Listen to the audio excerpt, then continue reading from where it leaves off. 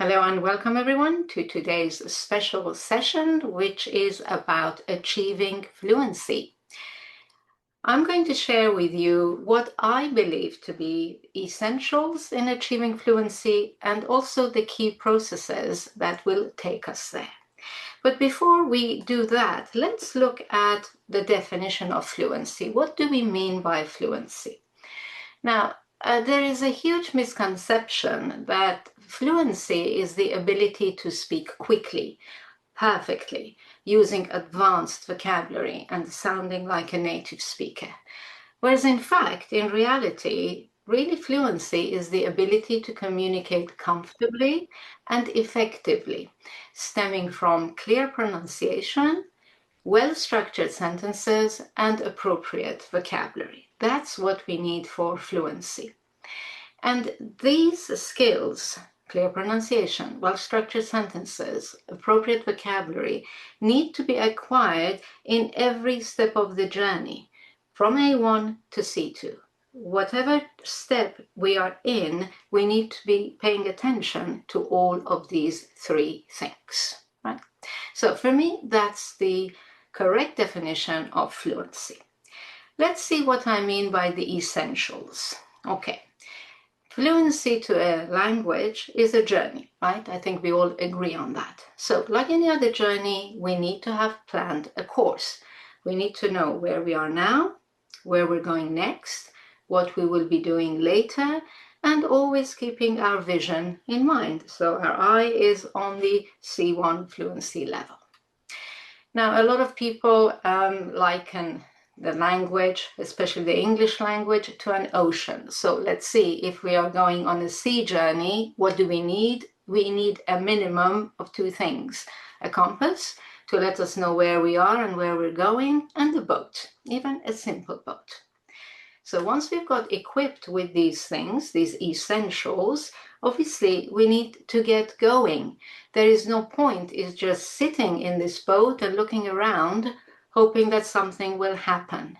We need to take action. We need to start rowing towards our goal, right?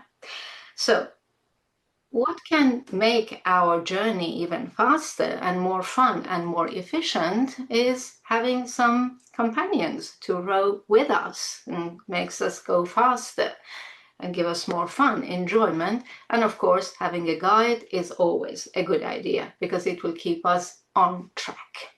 So very briefly then, to recap on the essentials: having planned a course, having got equipped, having got going, and of course, ideally with some companions and with a guide. So that's all for what I think are essentials to be on any language journey. Let's look at the processes.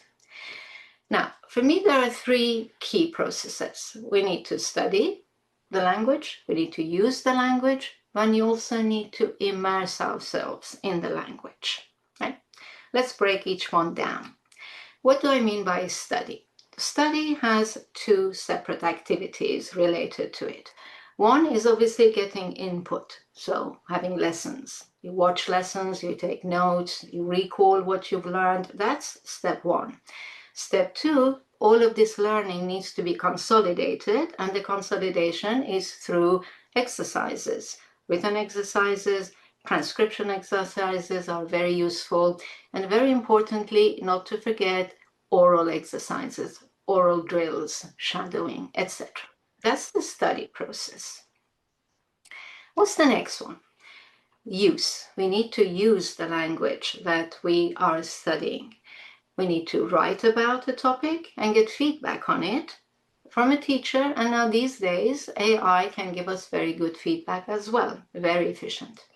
We also need to use the language in speaking. So speak about a topic and get feedback on how well we're using the language we're studying spontaneously as we speak. And there, I think we still need a teacher to do that effectively. Once we have got this feedback about our writing or speaking, we go back to step one. We need to revise some of the things we thought we'd got, but we now find out that no, there were gaps. This is called spaced repetition, a very important part of the process. Okay. So now, what about the third one? What do I mean by immerse? We need to immerse ourselves in authentic, real language all along steps 1 and 2. And that is listening to authentic language on topics we like, on topics we enjoy, in topics we can get engaged in. Now, if necessary, this can be initially with subtitles, so we're listening and reading at the same time, and gradually we can get rid of the subtitles. What I'd recommend for our listening activities are podcasts, blogs, audiobooks, and some TV series. But these have to be chosen carefully. So we can discuss that in our discussion time. Right, so these are the processes. I would like to very briefly mention what happens if we miss one of these 3 processes. I would say that then we are within an ineffective process. For example, if we skip studying completely, sometimes we have heard that we don't need to study grammar, pronunciation, vocabulary. We just need to immerse ourselves, absorb the language, and then it comes to us and we use it. And that's definitely correct for children up to the age of 6, because a child's brain is a language sponge. It just takes it and it gives it back as it's heard it. However, unfortunately, after the age of 6, this sponginess disappears. There is too much L1 interference from L1 is our first language. And this means that our pronunciation and use of grammar will be heavily influenced by our first language. And what this does, this makes it difficult for others to understand us, and that is not effective communication. Communication is a two-way thing. So remember, the definition of fluency is communicating effectively. So if we're speaking fluently, as we term it, but no one can understand us, well, that's not communicating. So that's the problem with skipping the study part. As adults, we need to study pronunciation, grammar, and vocabulary. It is what it is. Right. What about an ineffective process where we've skipped use, right? So we just study, and then sit and watch television or listen to podcasts. Sounds good, doesn't it? Yeah. Well, this leads to really good C1 reading and listening skills, but it will lead to a lack of confidence and ability to speak the language. Skipping using the language as we are learning it and getting feedback would at best get us to fluency level B1 in speaking, and it will be very hard to close the gap between the good passive knowledge we have acquired and the active usage. And the third potential ineffective process is skipping the immerse, the absorb side of things. That is just, studying really well and then also using the language, getting feedback. So what's missing here? This approach leads to poor listening skills and a limited vocabulary range. In order to expand your vocabulary, you need to be exposed to language that you enjoy listening to, language that is useful for you. And without good listening skills and poor vocabulary, conversational situations become very, very stressful. Right.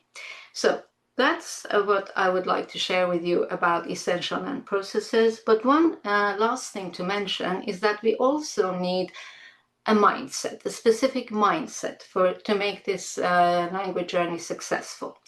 For me, a very important one is non-perfectionism. If we want to be correct all the time, make no mistakes, sound good, look good, and we are afraid or we dislike making mistakes, we're not going to get anywhere. It's from the mistakes that we learn and progress. So that has to go.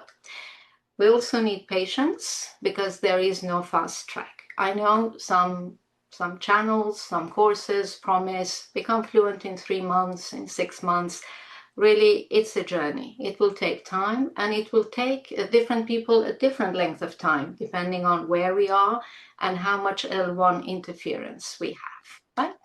And of course, last but not least, we need to be committed to the journey. We can't give up. We can't come up with excuses. Oh, I don't have time. This is boring. I don't like it. There are always excuses. We need to commit to the journey and do it correctly. Right, that's for me. These are the thoughts, the ideas, experiences I wanted to share with you. And now I'd love to hear your thoughts and shares on how your journey is going. Are you missing any of the essentials that I have mentioned? Have you been skipping any of the 3 processes? And if you have something to share that has helped accelerate your progress.